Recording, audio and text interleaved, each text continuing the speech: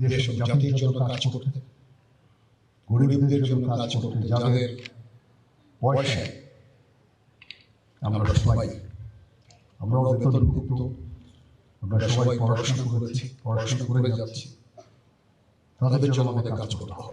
আমরা অনেকেই স্বশিক্ষিত হই, সুশিক্ষিত হই না, কিন্তু নৈতিকতার কারো মাঝে নৈতিকতার অভাবের কারণে আমরা খুব একটা ভালো কাজ করতে পারি না। রেজাল্টে ভালো হলেই হবে না, আমাদের সবাইকে ভালো মানুষ হতে হবে। সেই উদ্দেশ্যে ক্যাডেট কলেজ কাজ করে যাচ্ছে। এখানে এক্স ক্যাডেট অ্যাসোসিয়েশনের সভাপতি মৌসুমী যে বক্তব্য দিলেন, ছোট বক্তব্য আমার কাছে অত্যন্ত ভালো লেগেছে। সে বলেছে যে দেশ ও জাতির জন্য কাজ করতে, গরিবদের জন্য কাজ করতে, যাদের পয়সায় আমরা সবাই আমরাও বেতনভুক্ত, আমরা সবাই পড়াশোনা করেছি, পড়াশোনা করে যাচ্ছি, তাদের জন্য আমাদের কাজ করতে হবে।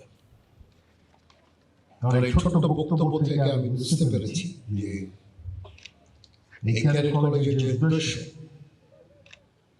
শিক্ষার যে উদ্দেশ্য, সেটা শতভাগ সফল হয়েছে। আমরা অনেকেই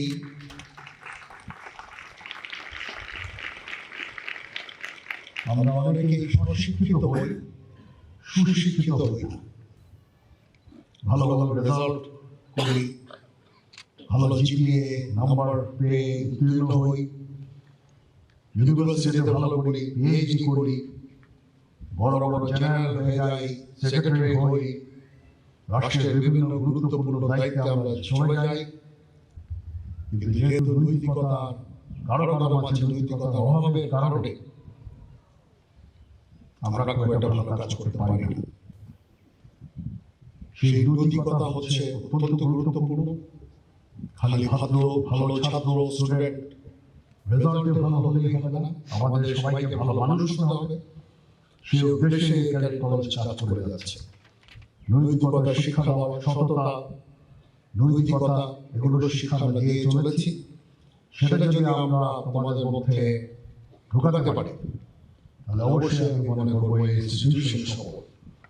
এবং যার বড় একটা উদাহরণ আমি দেখতে পাচ্ছি, এখানে বিশাল সংখ্যক এক্স ক্যাডেটরা আছেন, যারা সমাজের বিভিন্ন জায়গায় অত্যন্ত গুরুত্বপূর্ণ ভূমিকা রেখে চলেছে। আবার অনেক স্বপ্ন, এই ধরনের আরো অনেক ইনস্টিটিউশন